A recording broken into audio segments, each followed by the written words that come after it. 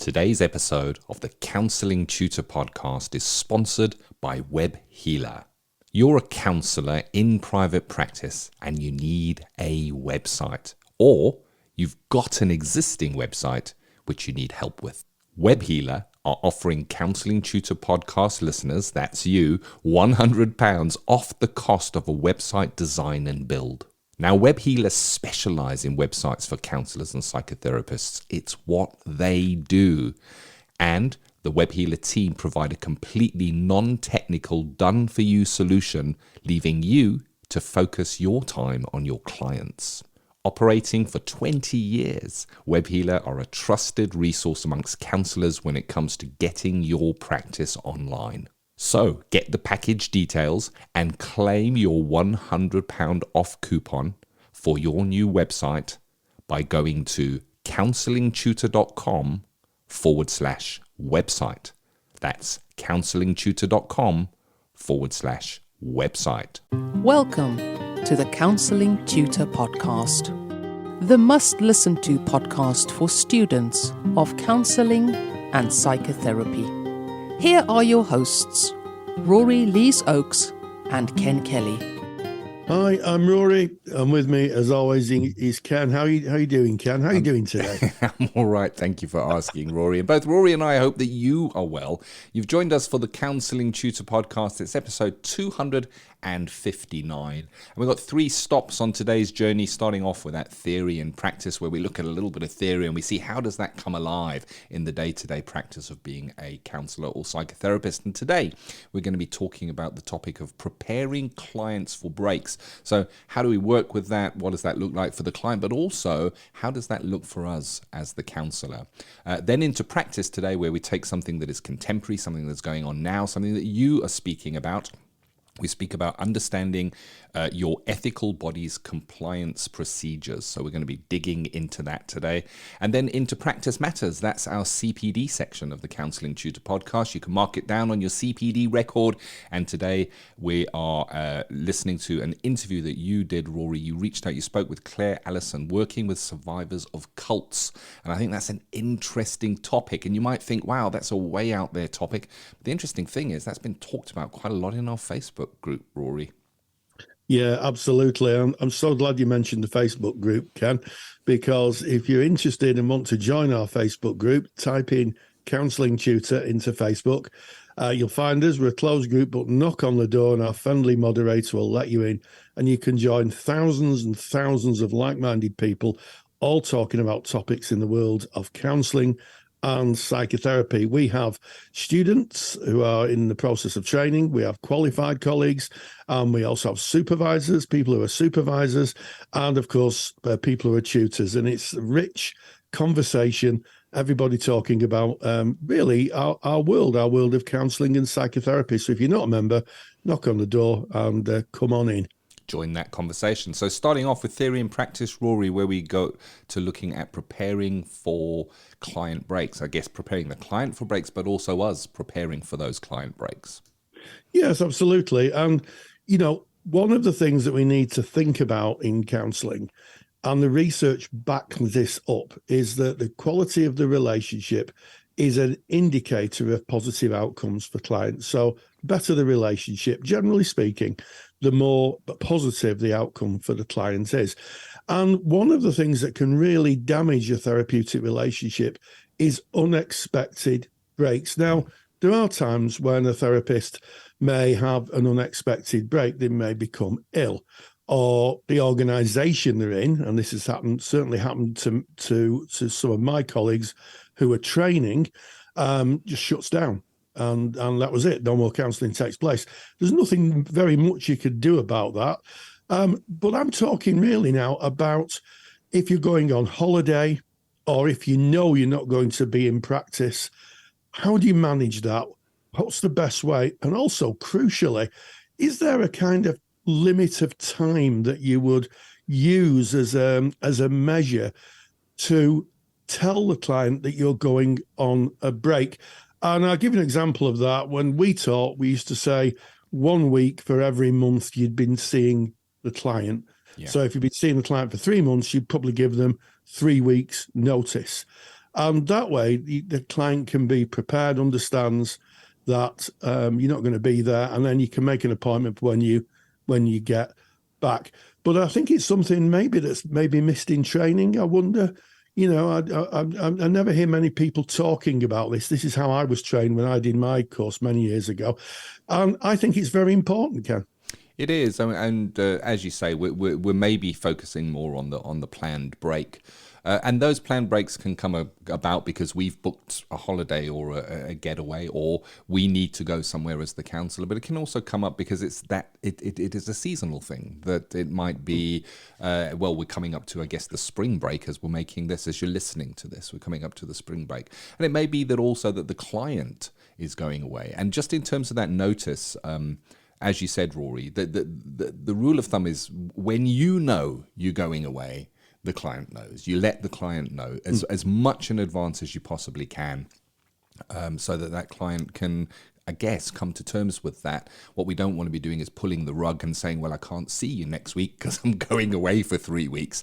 That would be pulling the rug, unless, of course, it's the first session where you would explain that during your contracting. And the reason we do this is because it can bring stuff up for our clients. It could bring up, for instance, an old attachment, Rory, or feelings of loss and abandonment. Even my counsellor is going away at the time that I need them. It could be over a time that represents a significant loss or an anniversary of something that happened for that client in their life. And I guess sometimes certain holidays may hold certain significance or maybe even fears around that, Rory. Yes, absolutely. I mean, in the areas of domestic abuse, I mean, I've worked with people who are terrified of Christmas breaks. Yeah. Because they'd all be in the house together, and really there wasn't any escape. So yes, it's about careful, empathic listening and picking up those clues. If a client mentions that, then that needs to be thought out when you're planning a break, or if there is a break. But I think more crucially, Ken, if we're working with clients who may be in a very difficult position, maybe clients who are thinking of taking their own lives. Yep. We might need to put in some form of support plan. We might need to get all the professionals in place. We may even, and this is something I'm known to happen, we may even have another therapist who may be available to see the client in that interim. I mean, that is very unusual, but it's not out of the realms of possibility. Certainly for somebody whose risk profile, a client whose risk profile is quite high. Definitely. And I guess if you're working with a client that does have that high risk presentation, again, it's the time given and the preparation in the lead up to when that break may be. And, we were speaking about what that might bring up for the client. It may well be that they can't afford a holiday. Maybe you're going on a holiday and you're going out of the country to the sun.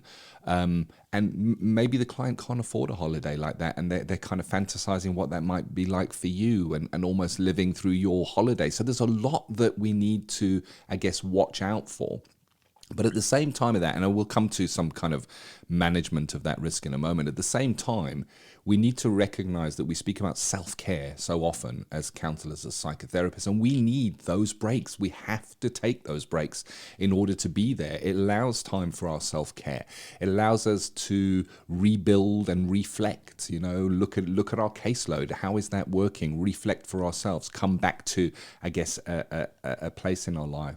And I guess one of the things as well, Rory, maybe it sends a signal out to the client, which is maybe positive, that boundaries exist in this relationship, that counseling doesn't last forever, that the counselor is not there as a person of dependence, but to create independence. And maybe within those breaks, there is a certain element of that is shown, the realness of this is a temporary time that we're going to be spending together, and I will need to go away at times. Absolutely, Ken. And I'm so pleased you mentioned the word boundaries. I can't tell you how pleased I am, because, a lot of the training that certainly myself and yourself did when we became counsellors was in the room therapy. We would work with the client, we'd meet them in a room, and then we'd go for our break. And then the pandemic came and the world changed. It changed dramatically. Online therapy was virtually a niche activity. until 2019. And now it's a mainstream activity, people meeting up on video platforms or telephone therapy. And I think there's a bit of mission creep comes in, where a therapist may very well say, I'm going on holiday, and the client says, oh, I really need a session next week. And it's like, well, we're online, I'll just work from my hotel. Or what happens if the client says, I'm going on holiday, but I need a therapy session? What do you say? And I think this is particularly important for students who may be doing their hours online. It has to be thought out. First of all, if you're going on a break, that break is for you. It's about your self-care. That's the whole point of having a break. So you might want to think about that. And also, if the client's going away and they want a therapy session while they're on holiday, that needs a lot of consideration. And there's a lot of moving parts to it. Where's the client going? How do you get emergency assistance to the client? Can you actually counsel the client in the area they're going? Some parts of the United States, it's a regulated profession. And I think, we've both been here, Ken, we've both been here, trying to accrue those hours, is a big thing in counselling. People put marbles in jars or jigsaw puzzles, and we see it on our Facebook page all the time, and it's great to see. But I think there could be a temptation maybe to think, I really need those hours, certainly as the course is coming to an end. And I think that if you're thinking of working online, either while you're on holiday or the client is, you need to speak to your supervisor. And if you're a student, you definitely need to speak to the practice manager. Definitely need to speak to the practice manager, because it doesn't take much for things to come unpacked, Ken. Indeed, Rory. And that's, I guess, why we built the training, the online and telephone counselling course, because it covers what you need to look out for. And working outside of a jurisdiction is a very slippery area indeed. If that client is going away, or indeed you're in a different country and thinking, I'll just jump on the laptop and do a little bit of counselling there. It needs to be really thought through, and it can be done if you do it correctly and plan for it. And I guess so, if we're coming towards that break and we've been letting our client know, what we might be watching out for, Rory, are those signs of dependency. And again, counseling, psychotherapy is about independence. We want to make that the client, the goal is that the client is independent, that they are well, that they can face their life and they can live it to its full for them, for the fullest they can. So what might we look out for? So one of them might be, we might look at that the anxiety within the client starts to rise as we're getting closer towards that break time.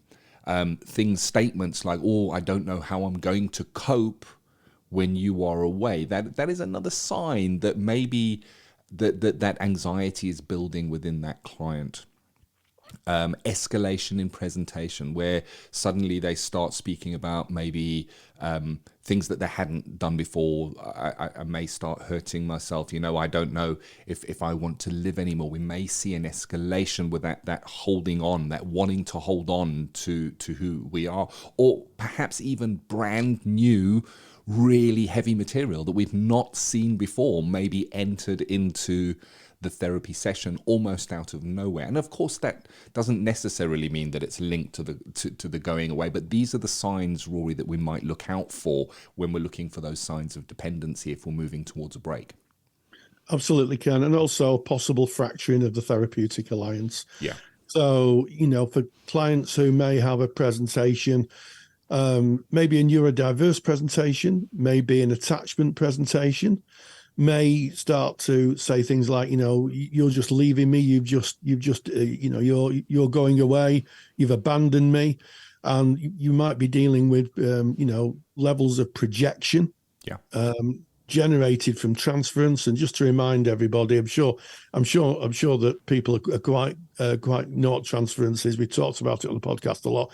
And that is where you meet somebody and the emotions of the past are overlaid onto a new relationship. So you meet someone and you think, I really don't like those people. They're terrible. And then you realize that they remind you of, an old relationship or a parent or a teacher. And you're judging that person by the relationship of the past. That's really transference in a jar, really. And it's working with that And you're right, Ken, presentations can escalate, clients can go backwards. And I think that the real thing to do here is to voice what might be the issue. As a therapist, you would say, I've noticed that things have got a lot worse since, we're going towards a break, and just wait to see what's said. And it might be the client says, well, actually, right, I'm not sure how I'm going to cope without you. In which case you can then go into map support.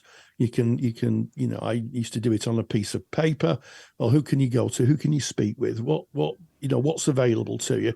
And they can take that away. They can take that away as a little map, a little support map. Always very, very useful, and maybe not very person-centered, but I think quite useful in terms of support. And we have to work with clients where they are. Sometimes you respect the theory, and then we just have to do just a little bit more when we're working with clients.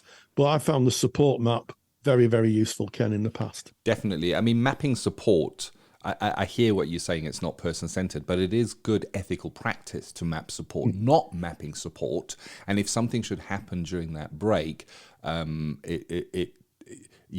guess that I would wish that I had looked at support mapping. And I think support mapping is important whether, we're talking about picking up anxiety and maybe that client's struggling with that break, whether that client appears like they would struggle with that break or not. It is good practice to map support anyway, because you might be away maybe for 2 or 3 weeks. So you might say, I'm going to be away. I wonder, like you said, what support do you have in place? If you find yourself that you need somebody to speak to, do you have any friends? Is there anybody within your circle that you can ever speak with? We might look for agency support. So within the agency, and you've already mentioned this, Rory, that on those rare occasions, you might have somebody else that they can sit in on, even if it's just hand holding and that they don't go into full blown therapy, just somebody to be with during that time. And this would be mapped out with your agency. And then, of course, it's always good practice to give over blue light information. Like if you find yourself in terrible crisis and you don't know what to do, here's a telephone number. This is the Samaritans or something like that. So we would definitely map support anyway, even if the client seems okay and robust, just to make sure that there is something in place for while we're away, Rory. Absolutely. And in some of the early literature when I studied, there was even the notion that your supervisor could stand in if they were happy to do that. I don't know how that maps now to modern practice. I wouldn't imagine many supervisors would be happy to do that. But there has been in the past a tradition. And what I would say as we kind of come to wind this topic up, Ken, is that if you're in placement and this happens, you need to speak to your practice manager. You need to, or the person who does the referrals, because I think that that's a principal thing to do. It's an okay thing to do. They'll welcome that, the practice manager, who, it can appear very daunting when you're a student and you've only been in practice, a few weeks, and you're thinking, I'm going to have to ask for help, and ask for that help, ask for that support. That's what they're there for. And it could make such a difference to a client. We're all about the clients at the end of the day. And just highlighting it with your practice manager, your practice manager is going to be more experienced, may be able to give you some direction, or may be able to help you put some support in place if the client is in a very difficult place. So to close this off, Rory's made a super duper handout. You really want to get this one. It is all about preparing for client breaks, good practice in counselling and psychotherapy. It covers the significance for the client, the significance for the counsellor, significant occasions, signs of dependency, mapping support, and good practice. And I'll end on this good practice, and then I'll tell you where you can go and grab this super duper handout. So always plan any breaks in advance, if possible. Contract for them where you can. Allow where you can at least 1 week's notice for every month you've been working with the client. Look out for those signs of dependency that we spoke about, and work with them as they arise. So it's not just about noticing them. Work with them. Mention them as soon as you see those.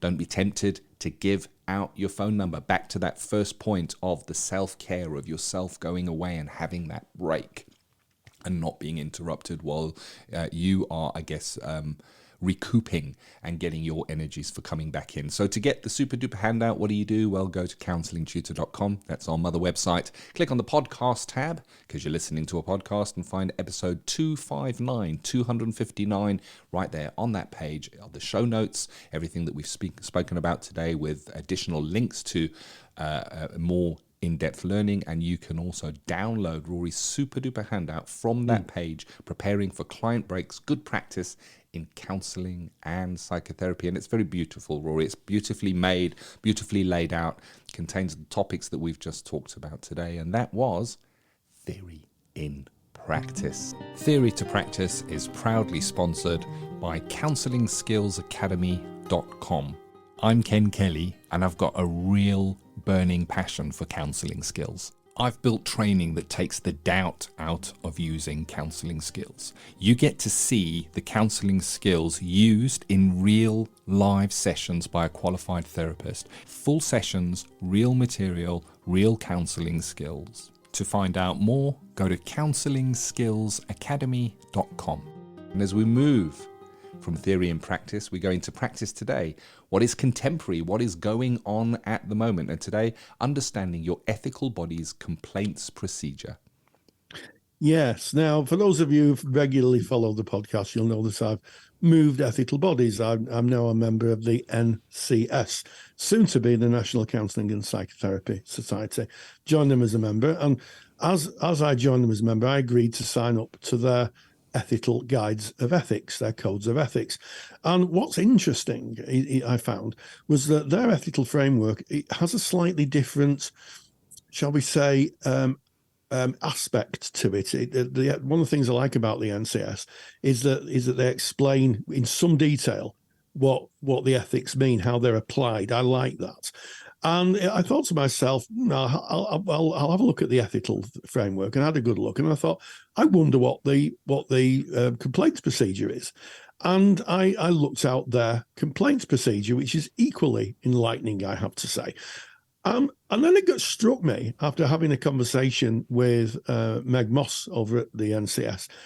Is this taught in first trainings? Do tutors teach looking at the ethical body's complaint procedure? And I have to be honest about this. As a tutor, I never taught it. If I was teaching now, I would, because it's so important to understand how your ethical body handles a complaint.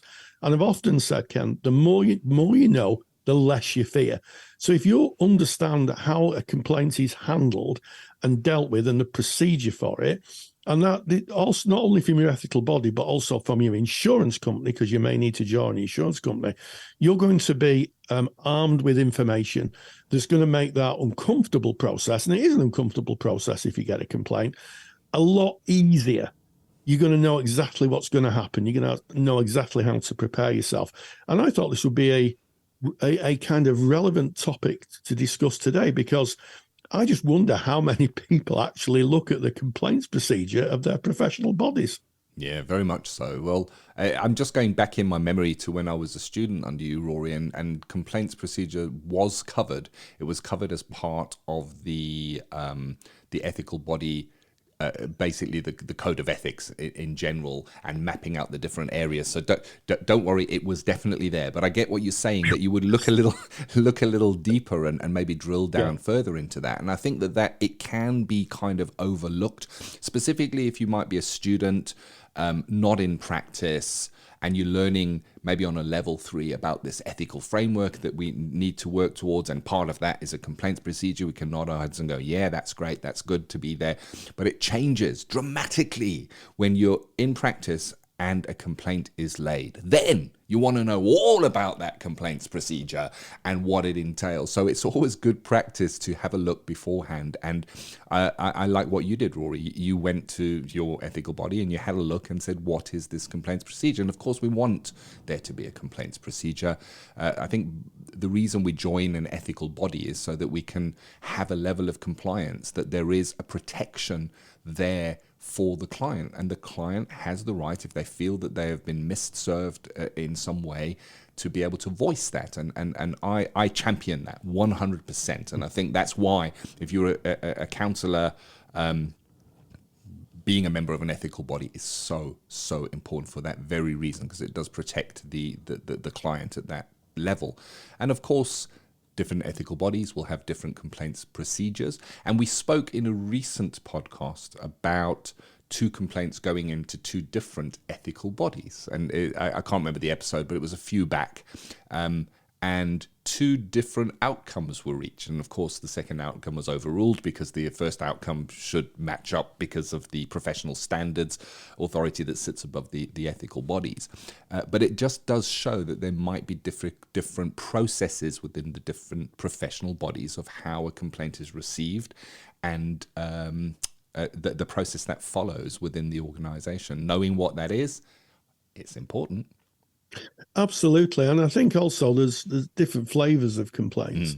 When people think of complaints, I think that a lot of therapists think they're going to be stood in the dock with people in gowns and wigs and as the accused. And I don't think this is farther from the truth. I think ethical bodies are or should be critical friends. And, with the emphasis on friends, where they may say, we've had a complaint, and we really need to look at this. And what I like about the NCS is they have what they call consensual disposal, where there's an element of arbitration in some cases. So we're not going to discuss the complaints procedure in detail.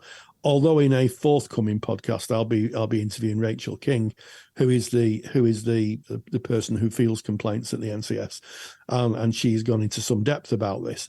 But it can be things like first contact. Maybe the client phones up and feels that they just haven't been listened to, or they haven't the tone of the contact with the therapist was a bit curt or wasn't detailed enough, and they may make a complaint. And that can be just, well, what do you think you can do better? Do you think there's a possibility this has happened?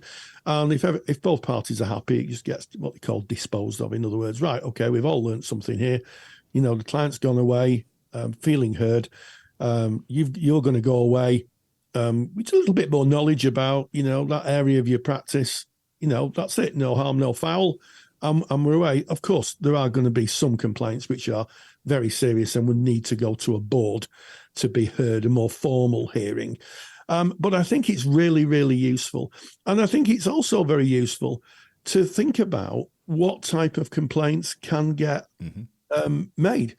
And how do you avoid that? I mean, I think in our profession, it's going to be quite tough, certainly for longevity in the profession, not to go through, say, 5, 10, 15 years of practice without having a complaint raised against you. I think that it's probably inevitable at some point you will have a complaint. I think Tim Bond talks about this in one of his books, Professor Tim Bond. But it's really important that you understand, the mechanism of how a complaint's dealt with, and also, your part in that. As I say, the more you know, the less you fear. Yeah, it's interesting that I think the word complaint, for me, there's an attachment to that word that is instantly negative for me. Complaint, something to be frightened of, something to avoid. And yes, of course, we want to act in best practice. We don't want to go out seeking complaints. But sometimes a complaint is a little bit of feedback on how we are or how we might have held ourselves. And professional bodies, by and large, are not looking to punish when a complaint comes in. They're looking to mediate, first of all, hear what has been said, understand that, put it to the counsellor, hear the other side of that. That's where they'll be asking for things like your contract, perhaps, if it's applicable. We speak about that a lot. You want to have those contracts in place. But at the end of the day, perhaps that information gives you something that you can change in your practice, or look at in your practice, or focus on in your practice. So it can be a positive. And I think, I don't know the statistics, and when we have our guest from the National Counselling Society speaking about the complaints procedure, maybe we'll get more information on it. But I would imagine that most complaints are resolved prior to sanctions, and sanctions being where a counsellor maybe is asked to step down from counselling, or maybe write a reflective piece or whatever that may be. Absolutely. And as I say, you're right in what you say. A complaint has so much kind of value. It's a value-laden word, isn't it? That usually focuses on the negative. In my experience of professional or ethical bodies, we can use the term interchangeably. They're not going round. They're not like the secret police going round investigating every member. They work with what's brought to them, and you are right. And in fact, you made reference to that Lidl case where two ethical bodies, one had disposed of the complaint, and then the other ethical body prosecuted it because the person was a member of two ethical bodies. And the judge was less than complimentary about that process. And it probably changed the way the ethical bodies work now. Once it's disposed with one, I would imagine, although I don't know this for certain, it would be disposed of by another unless any new evidence came up. But I think it is an essential part of running your practice, certainly for a private practitioner, and even for a student, to understand the complaints procedure, and have a look at it. It's not scary.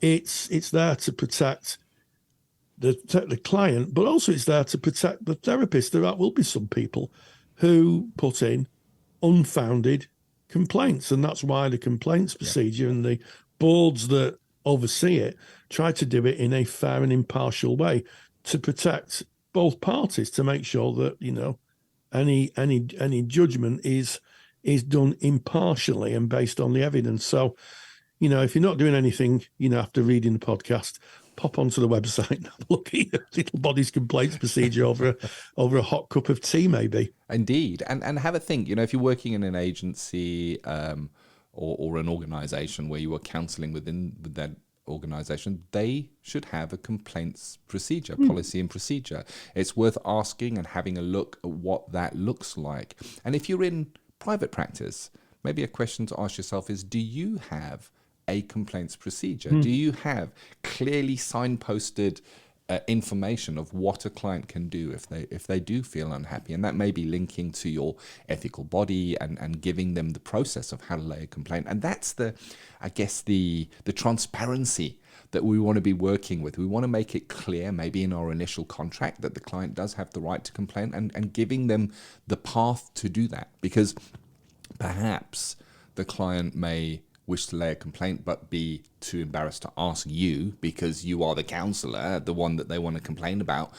Maybe they don't have access to the same information we do of where you might go to make this complaint. So giving it to them, giving that to the client in the during contracting, maybe giving them a copy of the ethical framework to which you work is good practice, because it mentions the complaints procedure within that framework.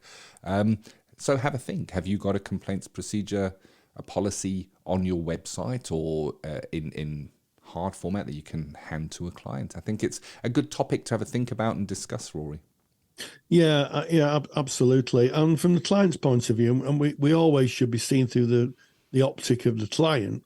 How refreshing to meet a professional who says, I'm here to try and help you make sense of what's going on, but if you feel you need to make a complaint, here's all the details.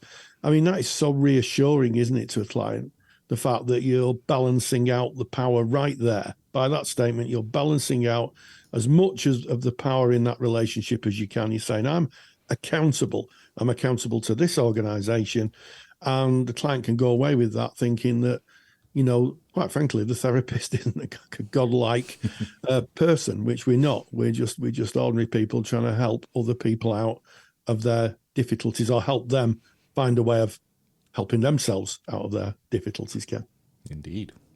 Well, there you go. Some food for thought again.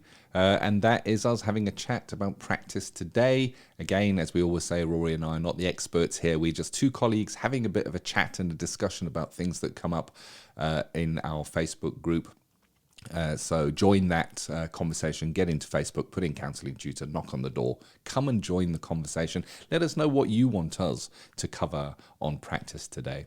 So backing out of practice today, now into the CPD section, Practice Matters. Claire Alison, you spoke with her about working with survivors of cults. Now, this is a topic, it's intriguing, Rory. Just the topic seems to intrigue. It is. It's something I never really gave much thought to until I came across her Facebook group page. And I thought that could be interesting. So I met up with Claire to talk about, what cults are, working with survivors of cults. And this is what she had to say.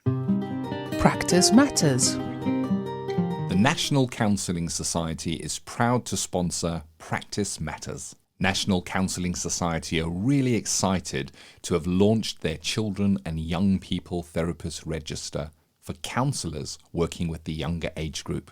To find out more, visit nationalcounselingsociety.org. nationalcounselingsociety.org.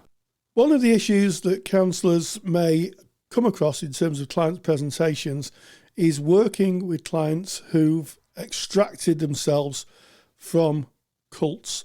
So I'm delighted to welcome Claire Alison Hams, who is rather an expert on cults and working with clients who may have extracted themselves from cults, and generally what that might look like for both the client and also how the therapist may approach that. So thank you for joining us, Claire.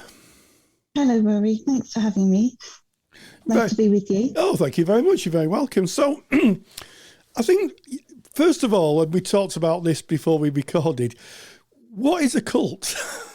What would you describe a cult to be? It's a really good question. And I'm going to actually challenge something you just said there in the introduction about being an expert, because I think we're learning so much all the time about high control relationships, organizations, religions, and how they operate and how the effects are upon people, especially when they're trying to leave that situation. So there's many people working in this field, researching, coming to understand it more and more. And I think we're all doing our bit from our different angles. So I don't think there's any one expert, but I do think they're all coming together in a way that is very helpful at the moment to understand this term cult. As you said, what does it really mean? And it is a kind of a sometimes hotly contested word. What does can we define one religion organization as a cult? Because what are we actually saying about that? It can sound it can be quite divisive, and it can be quite emotionally charged. I mean, when we talk about cults, what we're really talking about is high control. Is an organization, a relationship, because cults can operate even on a one-to-one level. We're really talking about perhaps a form of domestic abusive relationship can be a one-to-one cult, but a power imbalance, somebody that holds power and control over another one person or group of people by different means. That could be teachings, that could be belief systems, it could be ways of practicing, anything that really coercively controls others, we could define as the cultic dynamic. Okay, I like that phrase, a cultic dynamic. I think that's a very useful starting point. And apologies, I will refer to you as someone who's knowledgeable in the field. I think that's probably I like that. That's a good way of describing. And I wonder, with any organisation where people are free to leave, I'm thinking of any relationship, people should be free to leave. Would the litmus test of someone being under coercive control of a cult be the difficulty that someone might have leaving that organisation or that group or that individual? Absolutely. I think that's a good way of describing it, because it will be fear-based. So there'll be repercussions around leaving a cultic dynamic or a high control relationship or organisation. There'll be things that a person will know that they might lose. That might mean contact with loved ones. It could be certain privileges that have become meaningful to them, or they could fear their safety, their very safety. So it is about, yes, keeping people in that dynamic, and it's often done with fear and control. And I mean, that you've outlined that very, very powerfully. Fear and control. I mean, those two words in themselves, I think, speak volumes about what someone might experience when they try to leave. We use the word loosely, a cult. A client comes to therapy and wants to explore what's going on. What's helpful for a therapist to consider when working with someone who's going through that process of perhaps losing so much by leaving this group of people? Well, I think it's also important to say that it's not for a therapist to necessarily diagnose that somebody is in, and to use that word because it can bring up a defence, the cognitive dissonance, which is a very interesting psychological process that goes on when a person suddenly becomes aware of two very painful, conflicting beliefs or ideas or concepts. It can force the person back into, and say force, that's not the right word, but it can cause the person to put their defences up very strongly. So we have to work very carefully with people that are realising or coming to an understanding that they're in a controlling situation, and allow them the space and the time to explore what's going on for them, and helping them to just identify gradually, safely, what they might be actually a part of, so that they can go through that process in an organic way for themselves. So it sounds to me like it's important for the therapist not to use terminology or to label, but to allow the client to be able to understand what's going on and their own process within that decoupling from, the organisation, if we'll call it that they're moving away from. Yes, it may be that the therapist becomes increasingly aware that there is a lot of control in the client's life, but it may take time to make sense of what really is going on. And it's just being aware of the complexity of that level of control, that the client may well feel that they've made this decision themselves, that they've exercised their freedom of choice or their free will to be in, whether it's a religion or a relationship, and that they're choosing this. And there is the paradox of free will that we talk about in recovering from cultic dynamics, that you think that this is something that you want because there's a lot of appealing aspects to it, but actually the overall cost of being in there is one of loss of freedom. But making sense of that can be very complex. So it's working very, very carefully around that and allowing the client the space to process what's going on for them. Yes, and absolutely. And you mentioned the term cognitive dissonance. It was a phrase coined by Leon Festinger, who wrote a book called When Prophecy Fails. And I'd encourage anybody who's interested in cognitive dissonance to buy the book and read it, and to not to go too far into the book, but he spent some time in the 60s with a group of people who believed in aliens and flying saucers and the end of the world. And this was a group of people, by all accounts, who were level-headed. They were ordinary people. They weren't anybody different from you or me, but they chose to believe that the world was going to end and aliens were going to come down. And this was because the leader was so charismatic, and kind of convince people, and people took a long time or struggled to leave that idea behind and to see the truth. And what would you say it would look like for clients to hold two different opinions and struggle with them? It's very painful. Psychologically, it's very, very challenging. And actually, we use the term in certain communities, we use the term of waking up, that it's a process of waking up. So it might begin where mentally the realization is that you don't want to be in this environment anymore, and that there is harm and that you are being controlled, but you may physically have to remain in for a period of time before it feels safe enough for you to make the exit, and may have to plan an exit, and that may be that it takes quite a long time. So there's this concept of being physically in or out and being mentally in or out, and the two have to work together. And in cult recovery or high control recovery, psychoeducation is such a vital aspect in doing the work. What we're coming to understand is that, especially for people that have been born into certain environments, which is a very different experience to converting and then deconverting. Being born in, you're looking at the experience of not having had a pre-existing identity of your own.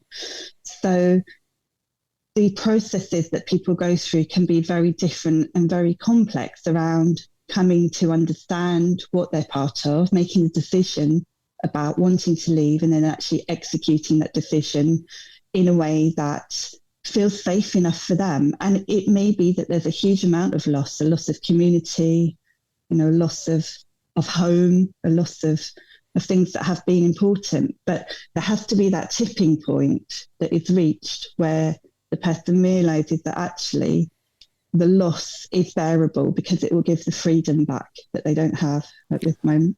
Yes, and I guess if anybody wants to kind of think about cognitive dissonances, if you've ever bought something from a shop, say you bought yourself a nice new pair of shoes. I've recently bought a pair of new boots, and you got your new boots home, and you think, oh, I love my new boots. Then you look at the price tag and you go, oh my goodness, I think I've spent too much. And you have this kind of uncomfortable feeling, should I take them back? Or should I keep them and just kind of acknowledge the price of them? That would be, sometimes it's known as buyer's remorse at that level. But that's the feeling where your actions and your thoughts have to align. One of the things that always has interested me is people who live in controlled environments, anything where people are told what to do, when they leave the controlled environment, they're given freedom. And there was a psychotherapist called Eric Fromm who wrote a book called Escape from Freedom. And his thesis was that people sometimes can't handle freedom. He was arguing that, for a lot of time, people are actually slaves. And when people got manumission, in other words, when they were free, and I'm talking not only, of course, in terms of Black history, but also in terms of societies in, the 16th and 15th century. When people got freedom, they struggled to handle it because they'd no sense of how to construct their own reality. Is that something that can happen in therapy? Absolutely. I mean, it can be totally bewildering to suddenly realise that you're out there in a world that you maybe don't know how to make sense of. If you've been very much part of a community where there's certain rules and certain ways of being that are expected of you, and then you make this choice to be on the outside, to be free of that. But actually, then how do you decide? How do you decide for yourself what your own values and goals are in life, your own identity is? And so this is a big area that I particularly think we need more research on. And that's why I'm doing some more studies and started doing my PhD around the idea of identity, particularly for those that have been born in and then leave as adults, because you've not had any concept in a true sense of the world that you're living in. So you've got to try and make new connections and understand social concepts, social norms that may not be normal to you because you've never known them before. Absolutely. So it can be very frightening, quite frightening. Really. Absolutely. If you've lived in an environment that's been dictated and then you have to make your own way in the world, you have no roadmap because the roadmap was created by somebody else. So I'm kind of guessing that the therapist's patience, and sometimes we call repatriative style, where they are co-regulating the client, is going to be really important in this. Very, very important, that holding environment, just a feeling of safety within the therapeutic relationship, so that the client knows that without judgment, they can come and talk about some of the choices they may have made, the exploring that they may be doing around their own identity and their own practices, and just having that freedom to be able to be who they're discovering they are within the therapy, so that they feel a sense of, to a degree, being understood. And they may not understand themselves, and it's a process, but being together in that space can be very powerful. Yes, it's interesting, and sometimes there's this term, I don't particularly like it, of arrested development, but what I've sometimes seen is that some clients are stuck in a certain developmental part. And I often say to my supervisees, if you're listening to a client, just close your eyes for a second and listen to how old they are, because that will probably give you an indication to where emotionally they are, and you meet them there. Would you say that is a good kind of axiom for working with survivors of cults? Yes, I think that's a really important point. There will be, as you say, emotional stunting to a degree of growth. You need to go through certain stages in your recovery to reach those points that others may have reached, in terms of just life experiences, sometimes in a physical sense. So some high control organisations don't allow certain activities, such as, for example, celebrating your birthday, or certain things that allow you to have a sense of who you are year on year. There's a certain pushing down of the self, because the cultic rules, dynamics and goals have to take priority. So the person is really living through the cult, through the high control. And so having to grow in that sense of self, grow in actually feeling okay about putting yourself first in life. Yes. And that's very true. It's an emotional stunting that's occurred that needs to be understood by the therapist. Yes, I'm struck there's an existential element to this. It was Sartre, I believe, who said that, you have to decide when people move to control their own lives, they move from essence precedes existence. In other words, they're born. He was talking about original sin, Sartre, to a position where existence precedes essence. In other words, you exist and then you find out who you are, you develop who you are. So it feels there's a very existential element to working with clients who are presenting with in recovery from cultish, a cultish background. Yes, it's certainly form of therapy is very useful. I spoke with you before when we were discussing this topic about how you could describe the waking up process, the realization that you're in something that you don't want to be in anymore, as a bit of an epoch. It's this sort of moment of realization that can be extremely frightening, powerful and overwhelming, but also maybe a little bit exciting, because the realization that on the other side of the door, there is a whole different life that you can reach out for. So this life crisis that you go through, and sitting with that in an existentialist perspective, is very important for the therapist.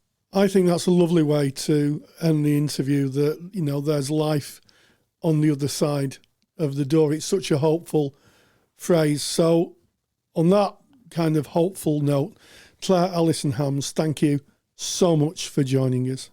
Big thank you to Claire, and massive thank you to you, Rory, for always reaching out and bringing us the information from the experts that are out there. Really, really appreciate it. And we appreciate that you tuned in and you listened, because this has been Counselling Tutor Podcast, episode 259. Yes, and we started off with theory and practice, talked about preparing clients for breaks, and also put a more of a contemporary spin on it by talking about the online world and things we might have to think about.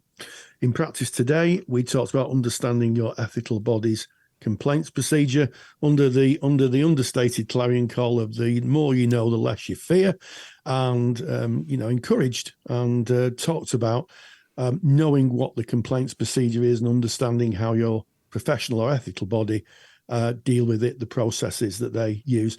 And then finally, we caught up with Claire Alison in Practice Matters, and she talks about working with survivors of cults. And as always, stay grounded and stay safe. Take the stress out of your counselling studies and get the support of Rory and I by joining us in the Counselling Study Resource. Counselling Study Resource, or CSR for short, is the world's most comprehensive assignment guidance and study support resource for students just like you of counselling and psychotherapy. See how Counselling Study Resource can help you. Visit counsellingtutor.com. That's counsellingtutor.com. Thank you for listening to the Counselling Tutor Podcast. Find the show notes for this episode on our website at www.counsellingtutor.com.